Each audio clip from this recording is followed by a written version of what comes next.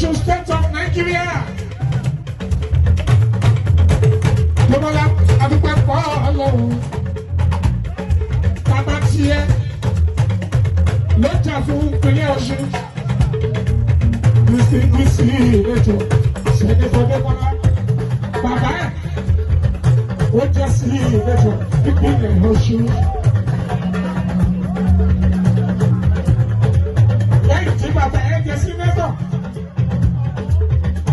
Iṣẹ́ ká ṣàlùfà wọn ní ìlú Ọ̀ṣun tó jẹ́ kó fún kọ́lẹ́ state governor òun náà jẹ́ sí ìrẹ́pọ̀. Ó tó jẹ́ sí mẹ́fà ó kọ́kọ́ jẹ́ kó bímọ nípínlẹ̀ Ọ̀ṣun.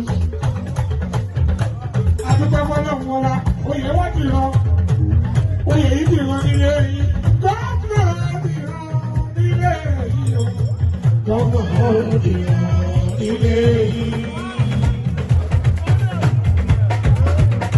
Ìmọ̀lẹ̀ gbé gómìnà dìran nílé yìí o. Káàkiri adé ọlá láti Amẹ́ríkà láti tẹ̀lé àwọn ọkọ̀ tipẹ́tipẹ́ láti gba ayẹyẹ wáṣẹ. Adéke nígbà Amẹ́ríkà ló wọ́n láti lágbà.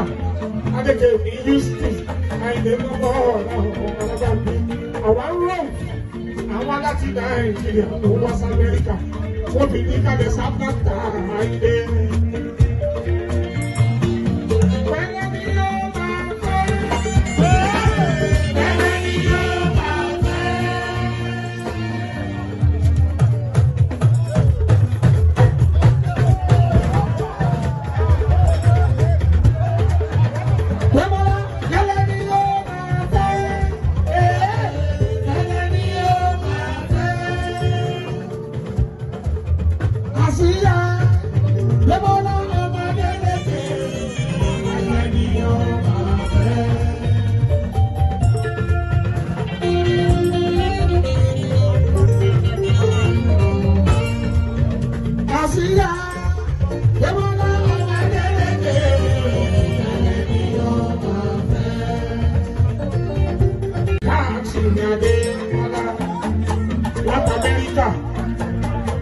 Láti tẹ̀lé àwọn ọkọ̀ tipẹ́tipẹ́ láti gba ayẹyẹ wáṣẹ.